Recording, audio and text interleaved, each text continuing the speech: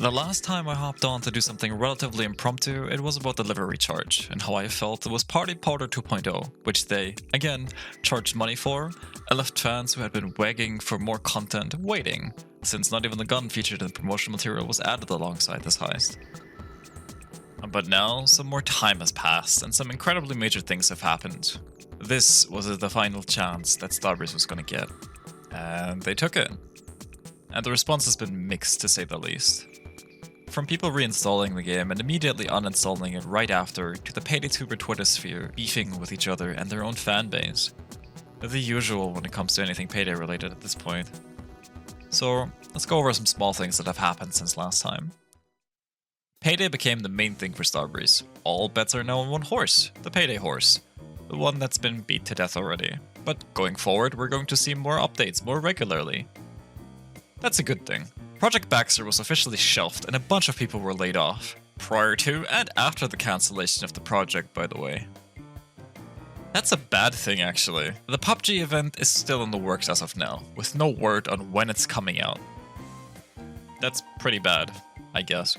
They're also selling more merchandise, probably as a means of getting an additional revenue stream. That's not that interesting, honestly. They've partnered with a super shady NFT bro brand to make marketable Teddy Moo plushies. That's actually quite bad. Ugh, it really doesn't get better with this game, does it? But let's look at the actual Skills 2.0 then, and my personal opinion of it. Before I go any deeper, what's your opinion on Skills 2.0? Let me know in the comments. I'd love to see some of your opinions and possible ideas for future changes. And while you're at it, subscribing to my channel and liking this video would go a long way to help me out and motivate me to make more videos in the future. Thank you. Let's be civil and give me a chance to explain why I feel things are the way they are. So for starters, Edge, Grit and Rush are now officially gone. The buffs which were meant to keep the player in a flow state, entirely removed. This is a good thing on one hand. On the other, I feel like they were just entirely mishandled and had some reason to exist. I like the idea of buffs that reward you for being in the midst of combat, but requiring hyper-specific actions to gain those buffs was a downside. Fixing the system and keeping it in would have been a relatively straightforward process, turning it from a gimmick into a bonus. Taking the skills that accentuate the bonuses and keeping them for Skills 2.0 would have been a move in the right direction, I think. Instead, these buffs are now gone and replaced with things such as dodge. You now visibly see on your HUD how high your chance to dodge is. Honestly, as much as I hate HUD clutter, it's nice to finally see this communicated. In the same breath, you have your turrets that build up heat, which is displayed nowhere. One step forward, one step back. Going back to the HUD clutter part, you now see the armor layers of enemies, their armor durability, and their health bars. On every enemy, by the way, not just specials. Guards, heavy SWAT, zappers, dozers, snipers. It unnecessarily clutters your screen. Let's take a step back here, together, you and I. We don't need to hold hands though. But let's look at the bigger picture here from a distance. So first, you had your skills, and you had your base armor system. You're using slightly buffed and adjusted guns that were in since launch, with enemies that were slightly buffed and adjusted accordingly, with increased enemy counts to the point where you feel like you've got the Hydra mutator from Payday 2 enabled, with maps that have been untouched since launch, a few failed attempts at DLC heists that do next to nothing different and are just pre-existing heists with a different coat of paint, all falling flat in one way or another. Then, they took the armor system out and reworked it, which semi-worked but was flawed, but it worked so it was okay. Armor 2.0 was born. They now took the skill system out and reworked it, hoping it would mesh well with the armor system. Which it doesn't. But it was done. So it's done. Skills 2.0 was born. I think it should be pretty easy to see that, while the original systems were inherently stupidly flawed, taking them out and reworking them completely separately from each other just doesn't seem to make any sense. There is zero coherence in this game now. Let's look at the skills again, and let's just look at the turrets.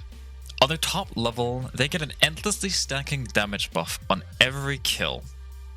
You get to have 3 of them. You can repair them by punching them. So if you and 3 of your friends get together, you can have 12 turrets up that constantly get stronger on every kill. That basically end up playing the game for you. This is nonsensical and completely busted. You can obviously hunker down on this one line and make a bunch of posts on Twitter whining about how bad the game is now, but that would be incredibly ignorant and just makes you look like a dork in the grand scheme of things. The game already was stupidly easy, and it's down to the fact that enemies in numbers are much easier to take care of than fewer enemies that deal more damage. It's also incredibly stupid that a game that touts itself on being a co-op shooter now has next to no co-op skills outside of the odd "my armor bag replenishes all your plates" skill.